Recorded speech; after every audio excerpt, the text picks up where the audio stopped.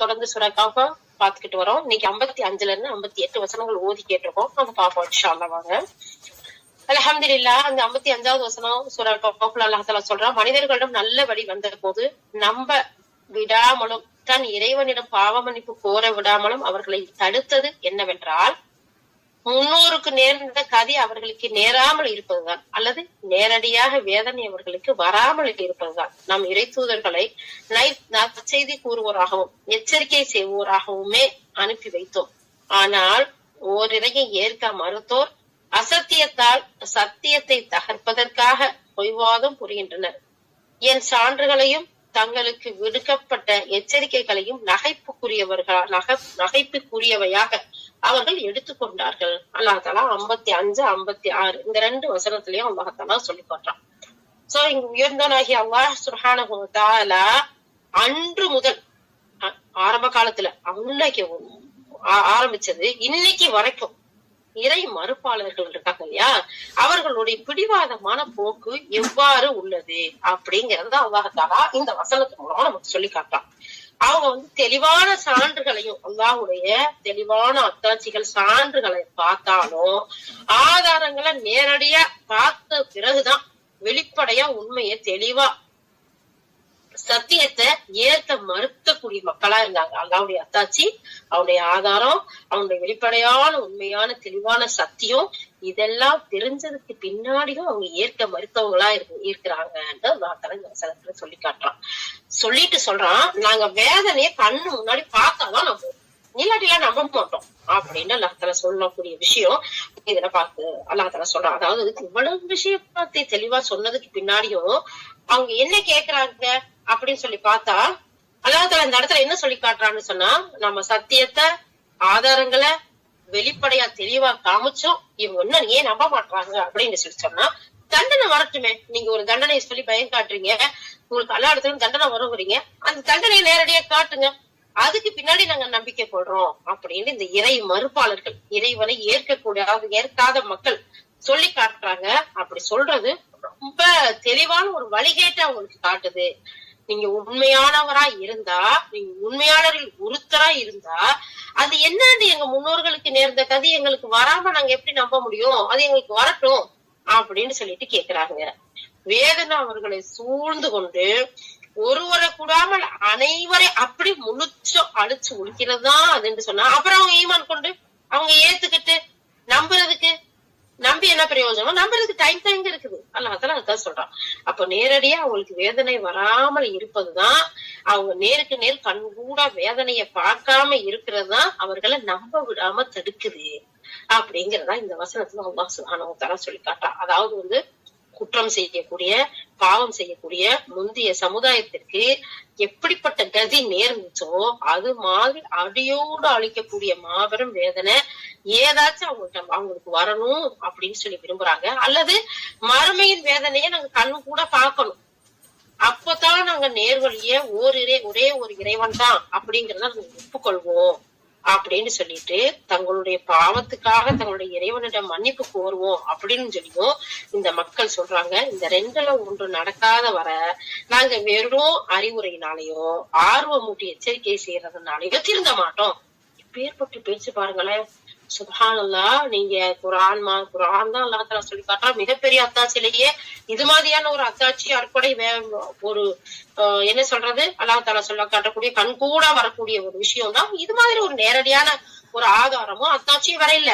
இது மாதிரி அறிவுரைகளையோ இறை தூதர்களையோ நாங்க நம்ப மாட்டோம். ஒண்ணு முந்தைய சமுதாயத்துக்கு வந்தது மாதிரி எங்களுக்கும் அழிவு வரட்டும், அப்படி இல்லாட்டி நீங்க சொல்றீங்கல்ல மருமன்னு சொல்லிட்டு அங்க நரகம் இருக்கு, சொர்க்கம் இருக்கு, அல்லாஹ் வருவா, பனிஷ்மெண்ட் கொடுப்பாங்க சொன்னா அதை நாங்க நேரடியா கண்ணால பாத்துக்கோம், அதுக்கு பின்னாடி அப்புறமா நம்புறோம். சும்மா நீங்க எங்களையோ ஒரு மனுஷரை ஒரு தேர்ந்தெடுத்து அவர் அல்லாஹ் தஆலா நபி அனுப்புனான்னு சொல்றதையோ இல்ல நீங்க அட்வைஸ் பண்றதையோ என் கண்ணு முன்னாடி வேதனை வரைக்கும் நாங்க நம்பவே மாட்டோம்னு சொல்றாங்க. யாரு? இறைவனை மறுக்கக்கூடியவங்க, இறைவனை நிராகரிக்கக்கூடியவங்க. நாங்க இதெல்லாம் பார்த்தா அப்ப ஒரே ஒரு இறைவன் தான், அவன் சொல்றது உண்மைதான் அப்படின்னு நாங்க அப்புறமா ஏத்துக்கிறோம் அப்படின்னு சொல்லிட்டு 55வது வசனத்துல 18வது அத்தியாயம் 55வது வசனத்துல இவங்க சொல்றாங்க. இதையெல்லாம் சொல்லிட்டு அல்லாஹ் தஆலா சொல்றான், அடுத்த 56வது வசனத்துல நாம் இறை தூதர்களை நல்ல செய்தி சொல்லக்கூடியவர்களாகவும் எச்சரிக்கை செய்யக்கூடியவர்களாமே அனுப்பி வச்சிருக்கோம் அப்படின்னு அல்லாஹ் தஆலா இந்த வசனத்துல சொல்றான். யார் இறை தூதர்கள் மீது நம்பிக்கை கொண்டு அவங்கள உண்மையாளர்கள் ஏத்துக்கொண்டாரோ அவருக்கு அவங்க என்ன செய்வாங்க, சுப செய்தி நற்செய்தி சொல்லக்கூடியவர்களா இருப்பாங்க. நீங்க அல்லாஹ் ஒருவரை ஏத்துக்கிட்டீங்க, அமல் சாலிஹாத் நல்ல அமல் செய்யக்கூடியவர்களா இருக்கிறீங்க, நீங்க ஒருத்தருக்கு ஒருத்தர் நன்மையை கொண்டு உபதேசம் செய்யுங்க, பொறுமையை கொண்டு சகிப்புத்தன்மையோட விட்டு கொடுத்து வாழுங்க. இப்படி வாழ்ந்தீங்கன்னா நீங்க ஈடேற்றம் பெற்றவர்களா இருக்கிறீங்க. உங்களுக்கு அல்லாஹ் தஆலா கணக்கில்லாத வெகுமதியை காத்துக்கிட்டு வச்சிருக்கான், நீங்க உங்களுக்காக தயார் பண்ணி வச்சிருக்கான் அப்படின்னு சொல்லிட்டு அவங்க என்னவெல்லாம் இருக்கும் தெரியுமா, சொர்க்க செய்திகள் எல்லாம் சொல்லி சுப செய்தி நன்மாராயம் சொல்லக்கூடியவர்களா இருக்கலாம். யார் அல்லாஹ்வை ஏற்க மறுத்து மாறு செய்யக்கூடியவர்களா இருக்கிறாங்களோ அவங்களுக்கு எச்சரிக்கை செய்யக்கூடியவர்களா இருக்காங்க. எப்படி எச்சரிக்கை சொல்றாங்க இங்க பாருங்கப்பா, அல்லாஹ்ங்கிறவன் ஒருத்தன் தான், அவனுக்கு இணை இல்ல, அவனுக்கு துணை இல்ல, அவனுக்கு தாய் இல்ல, அவனுக்கு தகப்பன் இல்ல, பிள்ளைகள் இல்ல, மனைவி இல்ல, பலகீனம் இல்ல, எந்த ஒண்ணுமே கிடையாது. அவனுக்கு எந்த ஒரு கூட்டு சேர்ந்து செய்யறதுக்கான எந்த ஒரு இதுவுமே கிடையாது. இத நீங்க நம்ப மறுத்தீங்கன்னா அல்லாஹுடைய கோபம் இருக்கு, அல்லாஹுடைய வெறுப்பு இருக்கு, அவனுடைய சாபம் இருக்கு. அதன் காரணமா நீங்க என்ன செய்வீங்க, தண்டிக்கப்படுவீங்க. அந்த தண்டனை எப்படி இருக்கும் தெரியுமா, அதுதான் நரகம். அந்த நரகத்துல என்னென்ன வேதனை எல்லாம் இருக்கு, இதெல்லாம் இருந்தா உங்களால தாங்க முடியாது. கவனமா பாத்துக்கங்க, நடந்துக்கங்க அப்படிங்கறத எச்சரிக்கை செய்யறாங்க.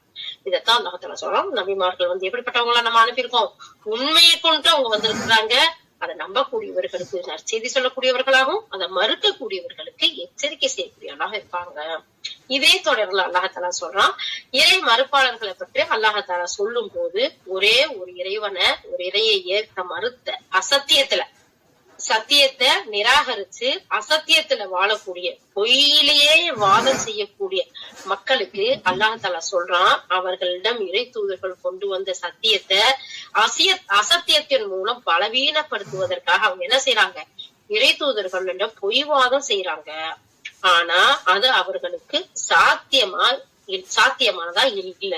ஏன்னா இறை தூதர்கள் உண்மை கொண்டு வந்திருக்காங்க, இவங்க என்ன செய்யறாங்க, அவங்க ஏற்க மறுத்து அவங்கள்ட்ட பொய்யா வாதம் செய்யக்கூடியவர்களா இருக்கிறாங்க. அது சாத்தியமில்லாத ஒண்ணு அப்படின்னு சொல்லிட்டு அடுத்து அல்லாஹ் தஆலா சொல்றான், என்னுடைய சான்றுகளை தங்களுக்கு விடுக்கப்பட்ட எச்சரிக்கைகளையும் நீங்க கேலிக்குரியதா நகைப்புக்குரியதா, கேலியும் கிண்டலும் நக்கலுமா எடுத்துக்கிட்டீங்களா அப்படின்னு அல்லாஹ் தஆலா கேக்குறான். வாங்க, உங்களுக்கு எவ்வளவு பெரிய எச்சரிக்கை தண்டனை இருக்குங்கிறத பாருங்கிறதெல்லாம் சொல்லி காட்டுறான். இதுவரை இறை தூதர்களுக்கு அல்லாஹ்வால் தேர்ந்தெடுக்கப்பட்ட அந்த நபிமார்களுக்கு கொடுக்கப்பட்ட சான்றுகள், ஆதாரங்கள், அந்த அற்புதங்களை நீங்க நகைப்பு குறிகளா கேலியும் கிண்டலுமா எடுத்துக்கிட்ட காரணத்தினால உங்களுக்கு எவ்வளவு பெரிய தண்டனை இருக்குங்கிறத நீங்க பார்க்கத்தான் போறீங்க. அவர்கள் இறை தூதர்கள் எந்த வேதனை தொடர்பா உங்களை அச்சமூட்டி எச்சரிக்கை செஞ்சாங்களோ அந்த வேதனையையும் அவர்கள் கேலிக்குரியதாகவும் கிண்டலுக்குரியதாகவும் நகைப்புக்குரியதாகவும் எடுத்துக்கிட்டாங்க. நான் சொல்லிட்டு சொல்றான், அந்த விஷயத்து அது எப்ப வரும், அது எப்படி வரும், ஏன் இன்னும் வரல, இப்படி எல்லாம் கேட்டு இறை தூதர்களை கேலி கிண்டலும் செய்யறதுதான் இறை மறுப்போட உச்சகட்டமான நிலையா இருக்குது.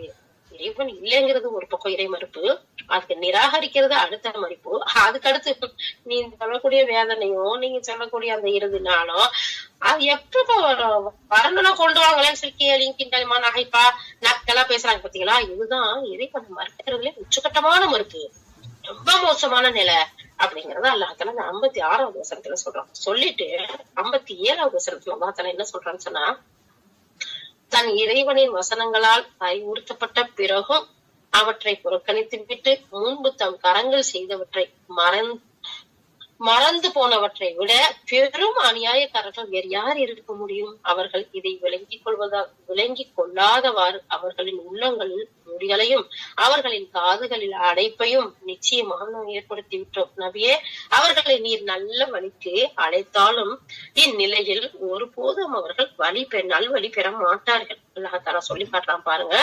57வது வசனத்துல.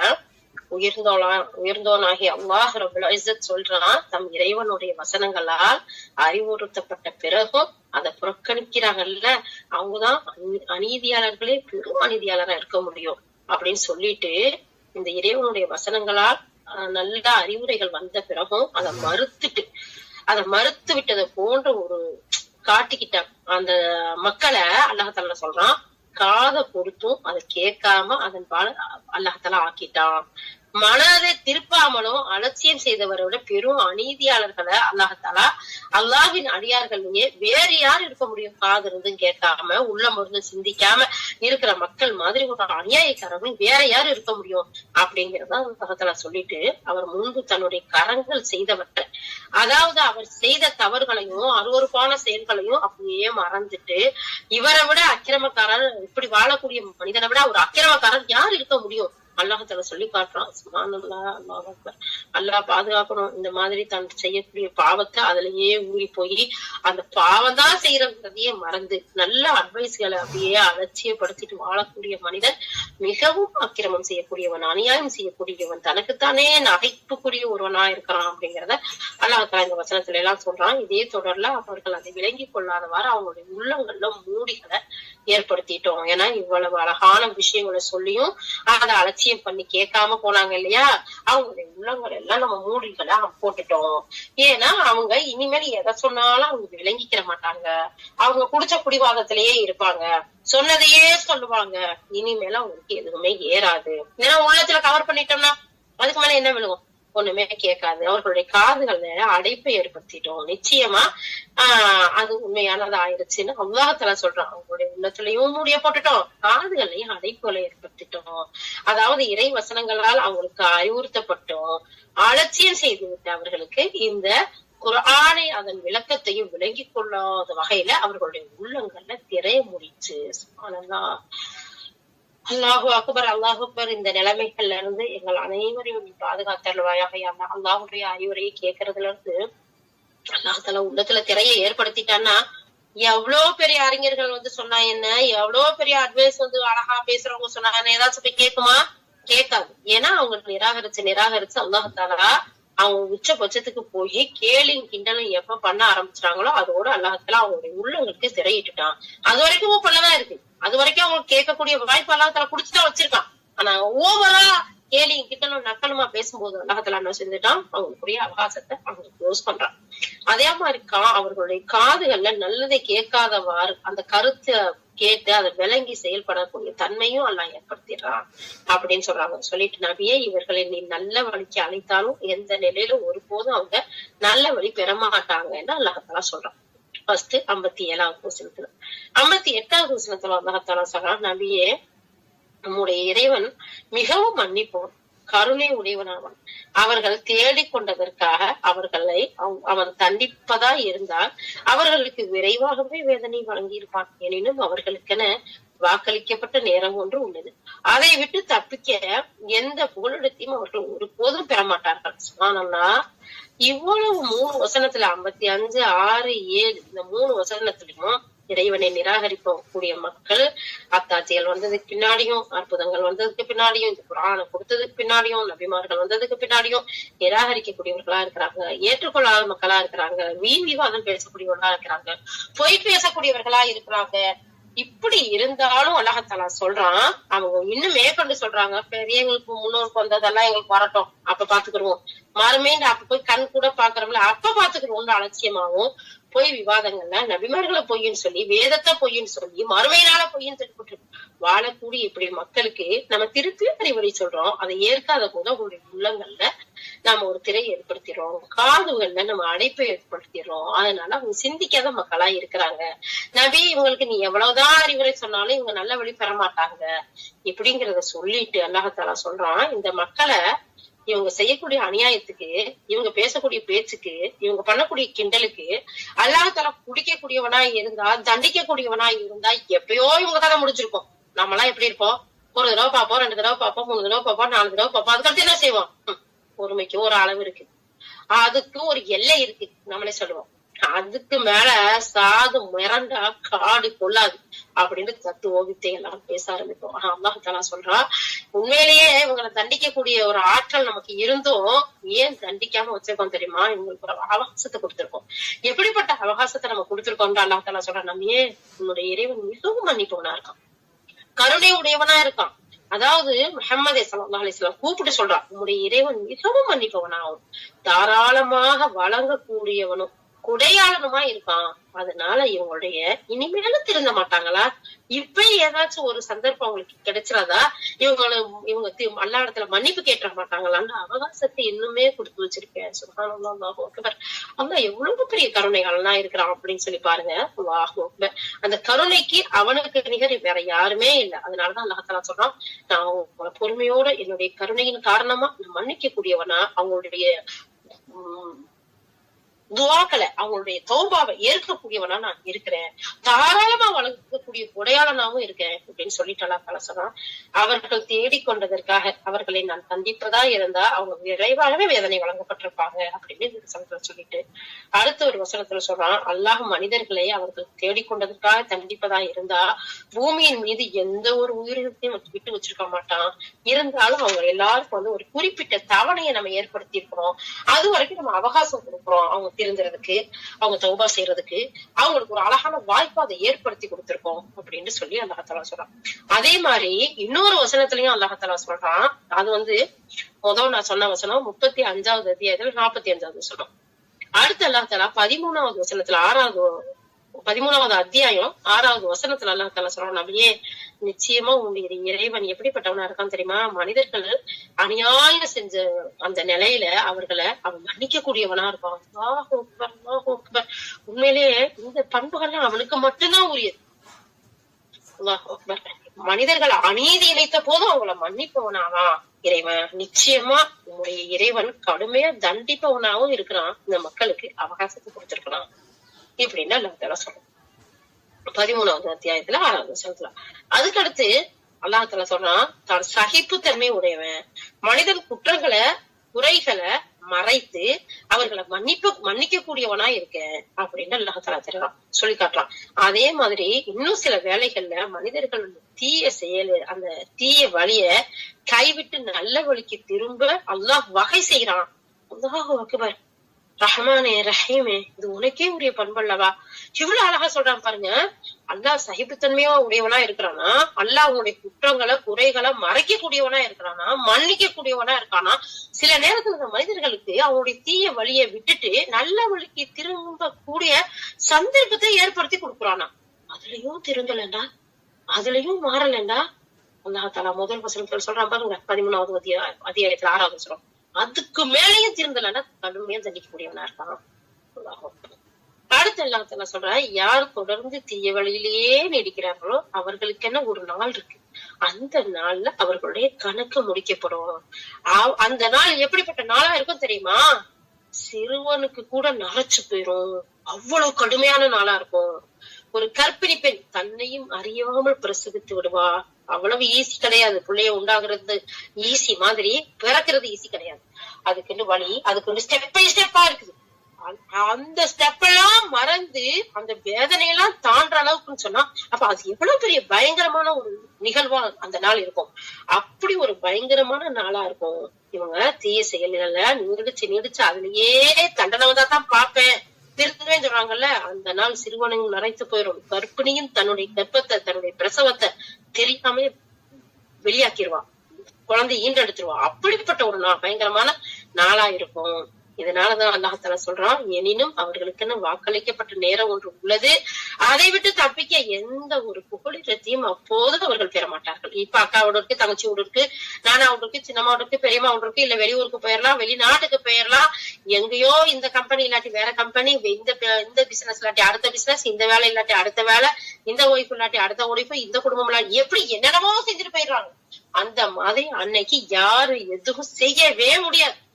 எந்த ஒரு புகலிடமே இருக்காது, எங்க போய் ஒளியவும் முடியாது.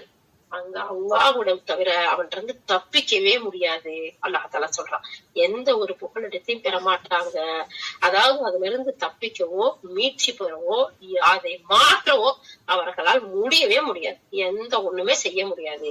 அப்படிப்பட்ட நாள் வர்றதுக்கு முன்னாடி உங்களுடைய இறைவன் சகிப்புத்தன்மை உடையவன், குற்றங்களை குறைகளை மறைக்கக்கூடியவன், மன்னிக்க கூடியவன், தாராளமாக உங்களுக்கு கொடையை அள்ளி கொடுக்கக்கூடியவன். அப்போ அவனுடைய அத்தாட்சிகளை, அவனுடைய தூதர்களுடைய அழகான எச்சரிக்கைகளை கேட்டு திருந்தக்கூடிய மக்களா இருந்தா உங்களுக்கு வெகுவான மன்னிப்பு இருக்குது.